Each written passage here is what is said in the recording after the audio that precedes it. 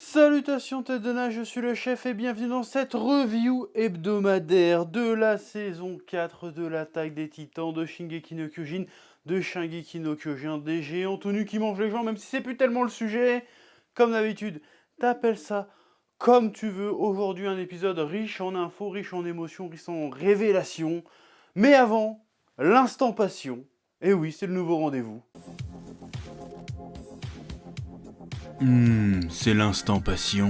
Et oui, la vidéo du jour est sponsorisée par ExpressVPN. Alors tu te demandes très certainement qu'est-ce que c'est un VPN. Par exemple, quand tu te connectes dans les aéroports à la Wi-Fi, ou dans les restaurants, ou dans les cafés, peu importe, et en fait tu ne le sais peut-être pas, mais tu es exposé au piratage, parce que sur les réseaux publics, tes données sont accessibles par des gens malveillants. C'est là qu'un VPN va pouvoir t'aider, parce qu'en fait le principe d'un VPN c'est que tu te connectes pas directement à internet, mais tu te connectes à un serveur distant qui lui se connecte à internet. Du coup tes données sont protégées, tu es totalement anonyme et tu es en toute sécurité. Un VPN peut aussi te permettre de contourner les restrictions géolocalisées de certains sites. Par exemple, tu veux accéder à un certain service de streaming, et il te suffit de te localiser, je sais pas, par exemple en Allemagne, en Pologne ou aux États-Unis pour avoir accès à un certain catalogue qui n'est pas disponible sur le territoire de France ou d'ailleurs, peu importe où tu te trouves d'ailleurs. Oui. Et qu'à offrir ExpressVPN de plus que les autres? Déjà, il te garantit une connexion rapide, quel que soit le serveur où tu te connectes, et ça, c'est plutôt cool. Il utilise les dernières méthodes d'encryptage pour te proposer une connexion toujours plus sécurisée. Facilité d'utilisation, un clic et t'es connecté, ça c'est pratique. Là, je me connecte au Royaume-Uni.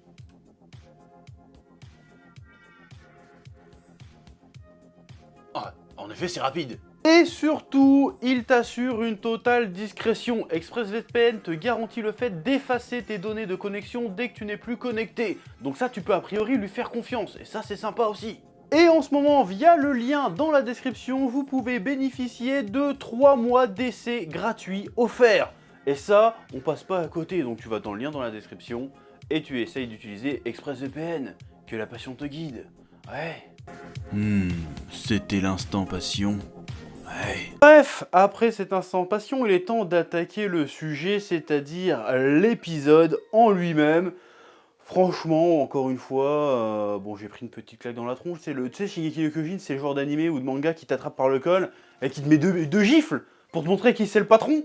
Bon, bah là, c'est typiquement genre d'épisode. Épisode qui, pour moi, fait office un peu de révélation parce qu'en fait, j'avais complètement zappé certains aspects de la vie de Reiner, hein, à qui est consacré cet épisode, à qui même, on peut dire, est consacré ce début de saison depuis le début. Ouais, ma phrase est redondante, mais on s'en bat les couilles.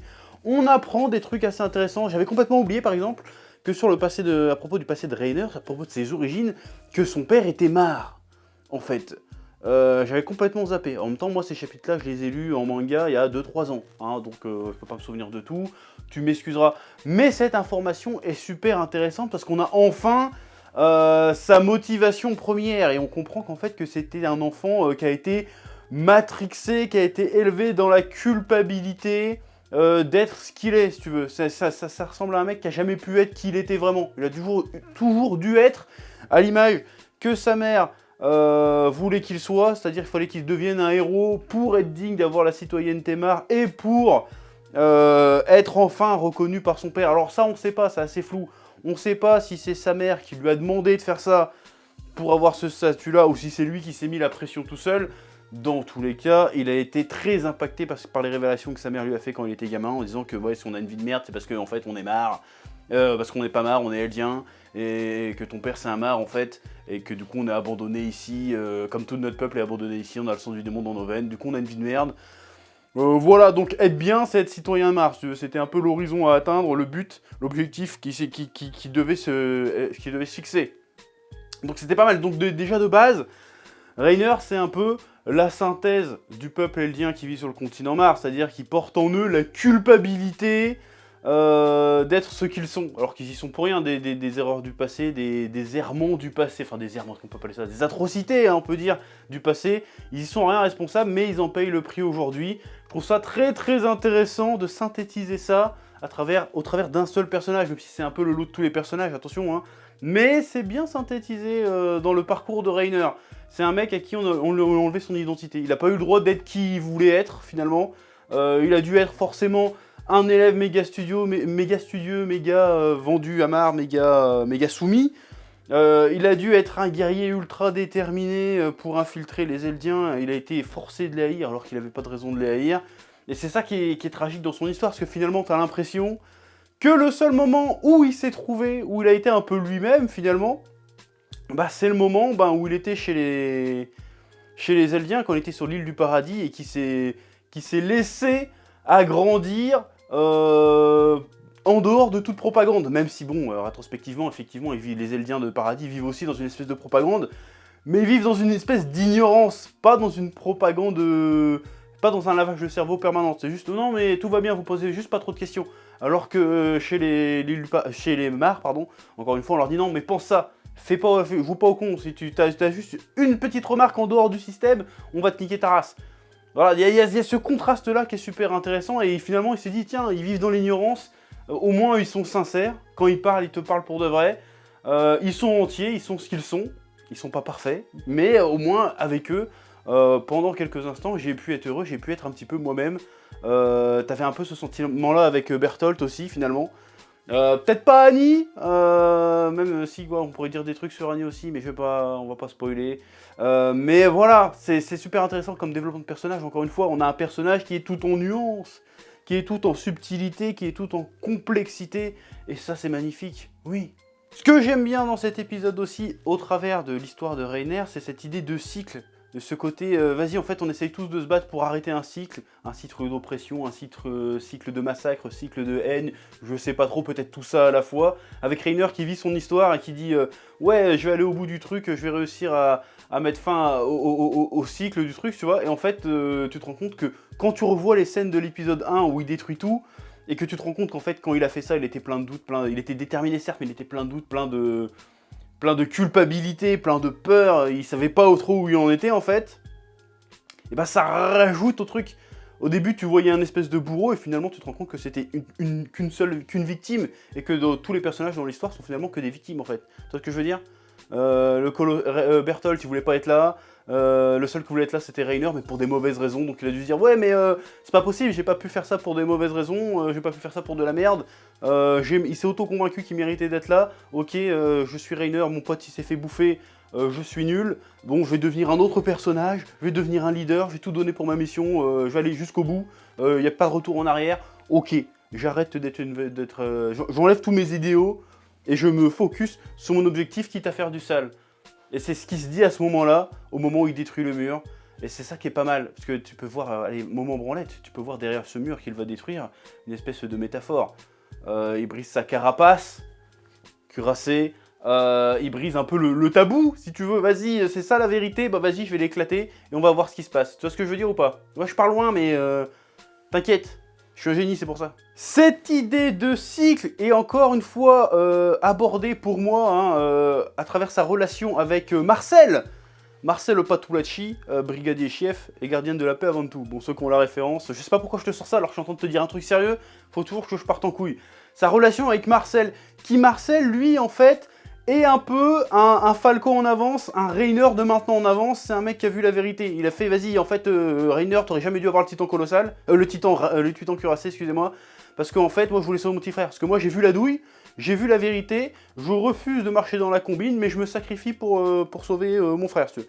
Donc moi, je veux bien prendre le mâchoire, mais je refuse de participer à ça, je le fais juste pour sauver mon petit frère. Donc toi, je t'ai sacrifié, finalement. Donc je me sens coupable, parce que je suis un bâtard, parce que je t'ai sacrifié toi pour sauver mon frère, mais quelque part, le monde est comme ça. Donc si tu veux, c'est ça que j'aime bien, cette idée de cycle, en fait, Parce qu'en fait, ce qui est intéressant avec Marcel, au moment où tu vois Ymir qui jaillit de terre pour bouffer Reiner, et que Marcel se sacrifie, si tu mets ce qu'a fait Marcel en parallèle avec ce que va tenter de faire Reiner dans cet épisode, qui fait lui-même écho aux fermiers qu'ils ont connus à l'époque quand ils se sont infiltrés, qui racontaient qu'en fait il était tranquille dans sa ferme, qu'il y a un titan qui est arrivé, et que le gars a tellement eu peur qu'il a abandonné sa femme et ses gosses, et qu'il a galopé comme un bâtard pour sauver sa vie, et que quelques heures après il va se pendre.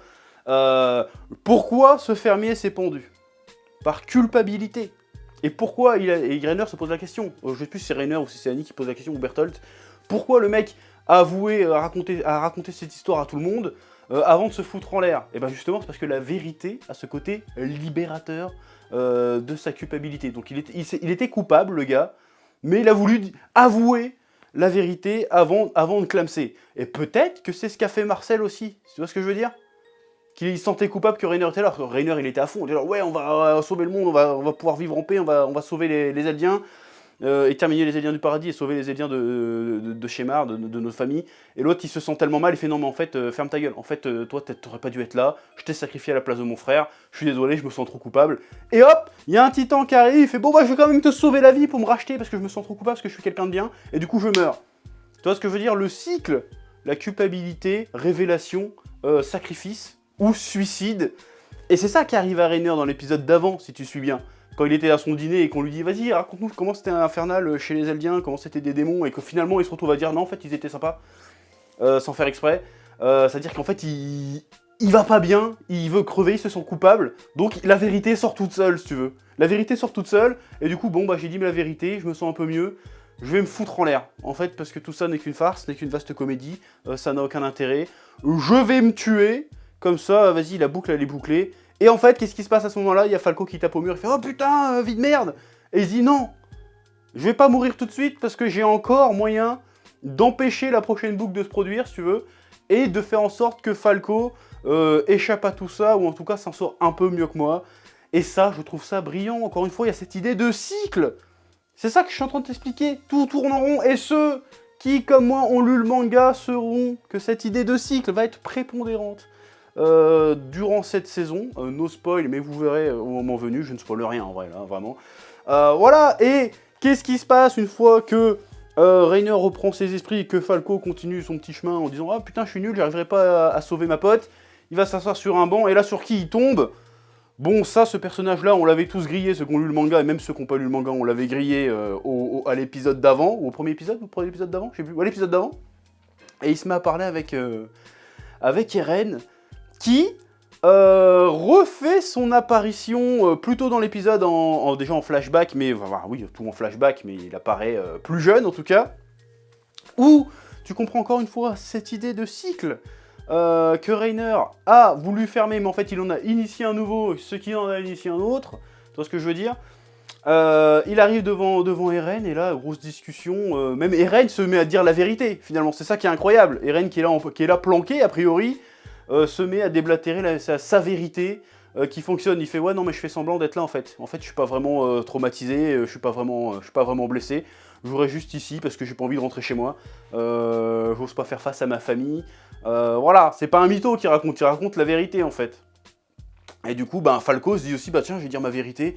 Moi, en fait, j'aimerais bien éduriter du cuirassé pour empêcher ma pote, qui est sûrement un peu amoureux d'elle, je sais pas, de vivre que 13 ans et de gâcher sa vie dans des guerres qui ne lui servent à rien, qui ne la concernent pas.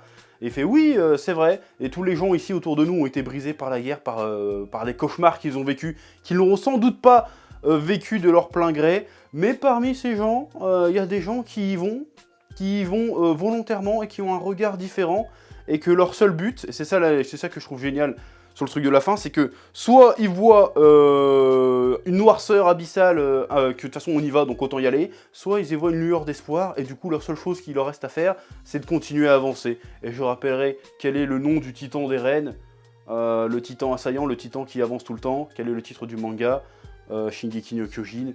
Je trouve ça putain de brillant, la boucle est bouclée, j'ai envie de te dire. Et on est encore dans ce délire de cycle. Ouais, je me fais un peu Jean-Claude Van Damme avec cette histoire de cycle, mais ça fonctionne, c'est génial. Du coup, c'est là où je comprends enfin pourquoi, en remettant dedans, je comprends pourquoi on essaye de faire ce parallèle entre Falco, Eren et Rainer.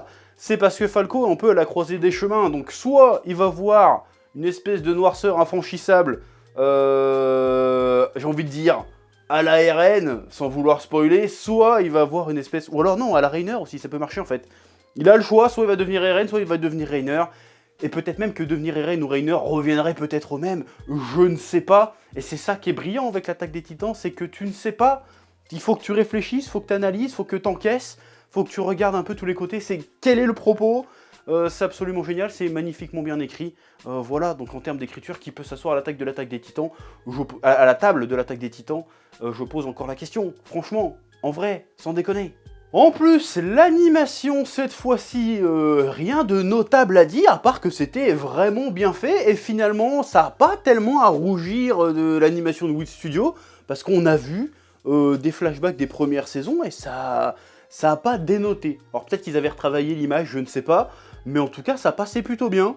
Ça passait plutôt bien, et ça faisait bizarre quand même de voir, parce qu'on était bien dans l'ambiance de Mar, et de revoir l'ambiance de l'île du paradis d'avant l'arrivée des titans, ça fait un espèce de choc, peut-être pas civilisationnel, ça serait un peu fort, mais un petit choc d'ambiance, tu sais, t'as vraiment le côté, la petite maison dans la prairie, genre ils sont innocents, ils savent rien, et puis t'as le monde hyper dur, hyper hardcore derrière qui arrive et qui va se confronter et qui va les niquer. J'aime bien ce petit... Tu te rends compte que depuis le début c'était là, et finalement même si les deux mondes sont totalement différents, en fait ça fait totalement sens. En fait. Tu vois ce que je veux dire, ça se marie bien, ça marche en fait. Et je trouve ça vraiment cool. Bref, l'animation est très très stylée, les musiques très très stylées, les mises en scène, il y a eu des qui faisaient un peu moderne, un peu militaire, enfin je sais pas comment expliquer, un peu thriller américaine quand ils expliquent les pouvoirs des titans, je trouvais ça un peu stylé, ça faisait assez badass, tu sais avec les fiches, les profils qui arrivent, c'est un peu comme à chaque fois dans les films ils réunissent des mecs. Alors aujourd'hui on va prendre celui-là, puis tu vois les caractéristiques qui défilent. C'était plutôt badass, Puis t'apprends que Mar, ils sont continuellement en guerre, en fait. Parce que, bon, les titans primordiaux, ils ont niqué un pays avec. Quel pays, on sait pas encore. Donc voilà, il y avait des trucs de mise en scène assez stylés. Assez sympa. La boucle est bouclée. J'ai envie de te dire, il y a plein de trucs de foreshadowing qui sont payés dans cet épisode.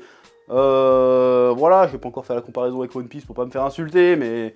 génial, c'est fait avec une subtilité, une précision rare, et on n'est pas au bout de notre surprise avec les foreshadowing de Dingo. Voilà, je vais le ressortir encore une fois pour cet épisode, nous ne sommes pas prêts pour la suite, clairement pas. Que t'aies lu le manga ou pas, je pense qu'on n'est pas prêt, de toute façon. Voilà, donc, l'épisode était stylé, Eren, méga stylé, voilà. Donc j'aime beaucoup cette idée de cycle dans l'épisode, le passé de Reiner qui en fait un des personnages les plus complexes et les plus intéressants de la saga, j'ai envie de te dire, si on peut appeler ça une saga, je sais pas trop. Mais en tout cas voilà, très très bon épisode, masterclass de ces masterclass, j'ai envie de te dire même meilleur épisode pour l'instant. Alors pourtant le niveau était déjà élevé, mais là, voilà, et encore, on n'est même pas à 2% de ce qui nous attend, on n'est même pas à 2%, c'est pour ça que je te dis on n'est pas prêt, ça va être une dinguerie. Voilà, donc je suis de plus en plus rassuré par Wit Studio, autant pour moi, par Mappa, sur cette 4ème saison et ultime saison, parce que franchement je prends mon pied, je me régale, voilà, c'est génial. Bref, comme d'habitude, je te laisse le soin de mettre en commentaire ce que tu as pensé de cet épisode, mettre des likes, tout ça. Oui, je sais, j'ai pas parlé d'Annie, j'ai pas parlé d'autres trucs, parce que bon, je m'en fous, mais si c'est très intéressant, mais le but c'est pas de parler de tout ce qu'il y a dans l'épisode, hein, c'est de parler des points forts, des tournures les plus intéressantes et d'en délivrer une analyse, un ressenti. Hein, c'est pas de lister tous les détails de l'épisode, ça n'a, pour moi en tout cas, aucun intérêt. Bref, sur ce, je te dis à la semaine prochaine. Lien dans la description pour ExpressVPN, tout ça.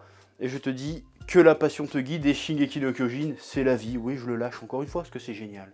Voilà. Allez, bisous. Ouais, je dis bisous maintenant, je suis gentil. Ouais. Eh oh, tu vas pas te barrer comme ça, hein? Tu vas laisser un pouce bleu? Un petit pouce bleu, hein? Puis tu regardes aussi les autres vidéos? Parce que voilà, tu t'abonnes? Ouais? Ouais.